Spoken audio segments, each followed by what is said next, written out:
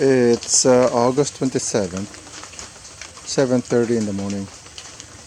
So the sheet arrived yesterday from Lazada.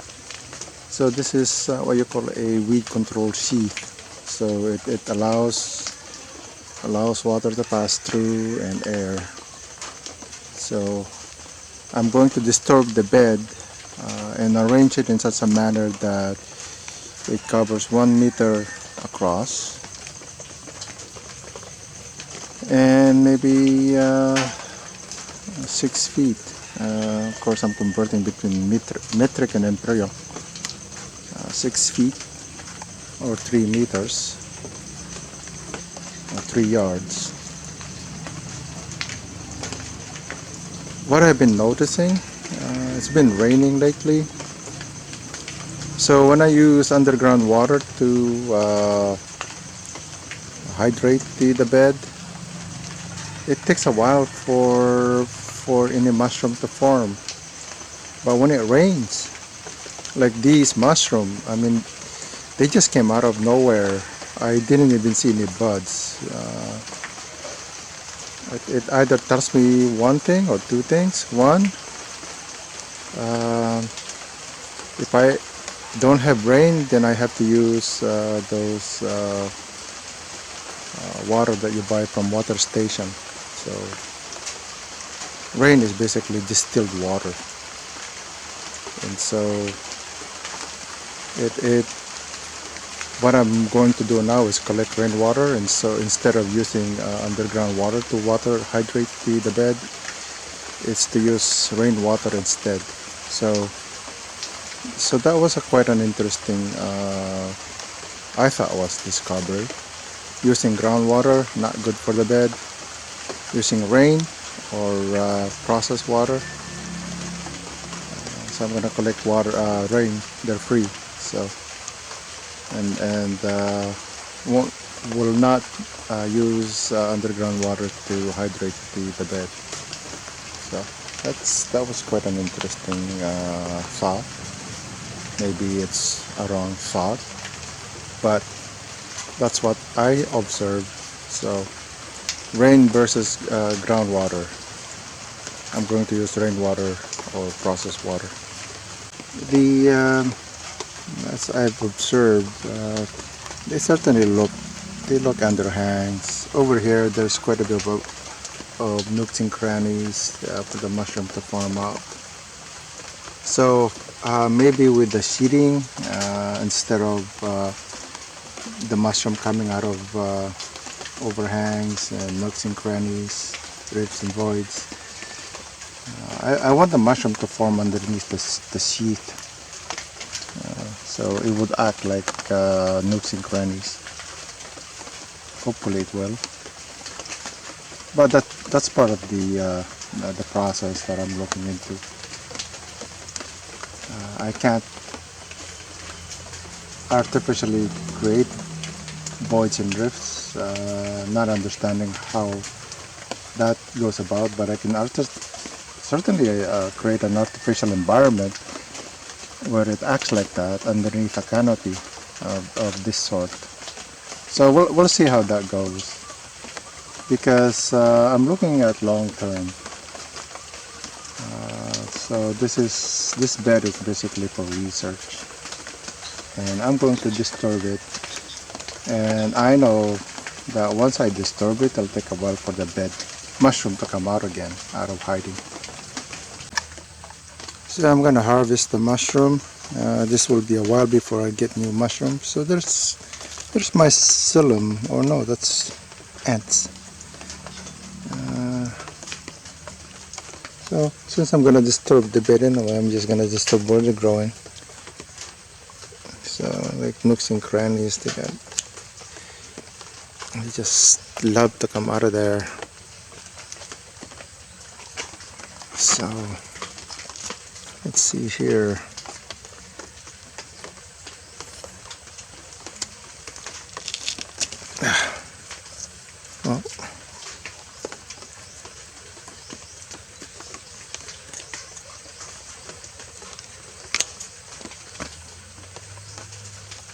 Well, missed the stem.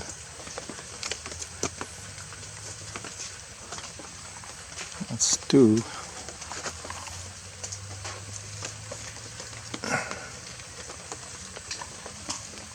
Really nice.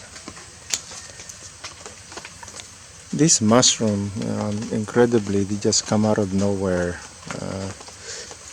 Ooh.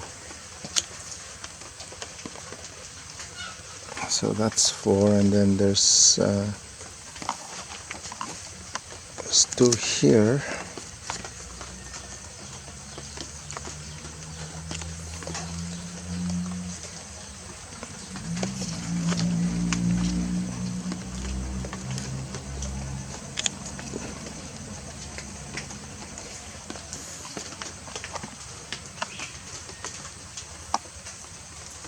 Yeah, so that's 6 mushroom umbrellas.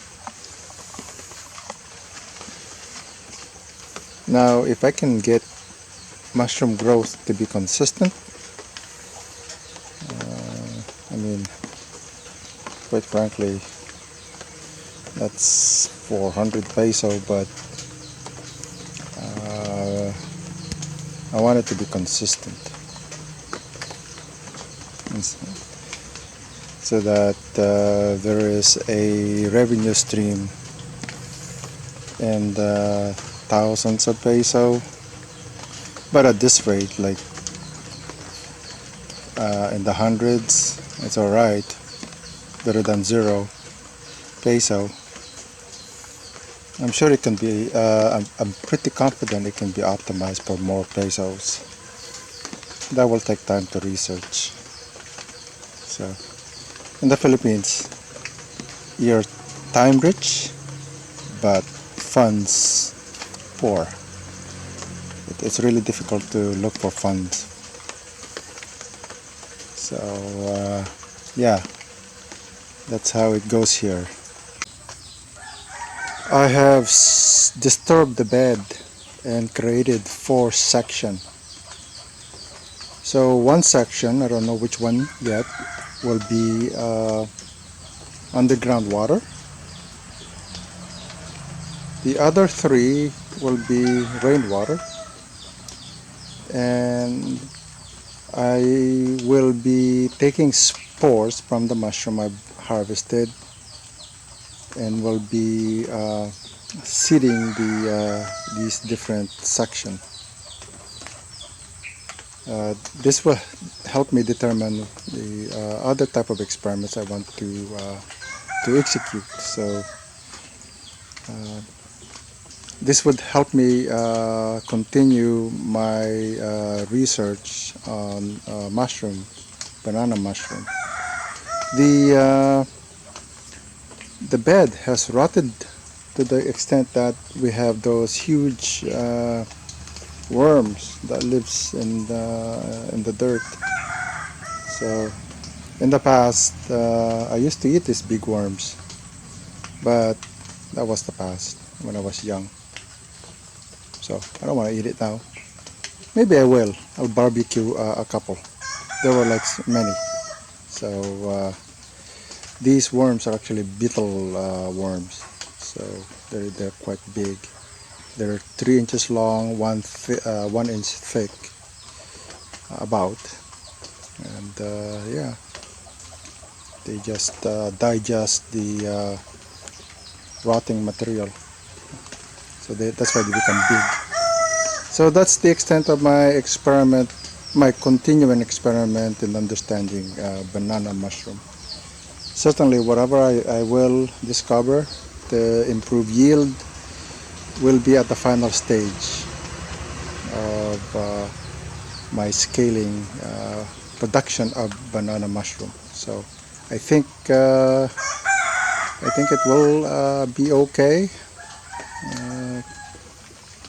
I hope to provide the public market with a quantity of mushroom at some cost, or at some value, not cost, at some value which the buyers would accept. So again, even that will be scaled. just for market testing. Other places start with Rojas, and then the surrounding town. I'm thinking big. So this is the start of this is the beginning of banana mushroom in some scaling fashion. At least if it doesn't work the way I envision it, well, at least I have mushroom daily mushroom that we can have for food. So, but I think scaling it would be pretty good. It'll be interesting how this thing will progress. So this is the other part of the mushroom bed. It's really getting to that point. Several more months, it would be rotted enough so that it'll be in the same consistency as this. The material is actually turning into very good soil, organic. It's actually they're turning into dirt or mud. So when I was digging into the material, it's really nice organic for other type of plants. So once it stopped growing mushroom, then I'll use it for gardening material.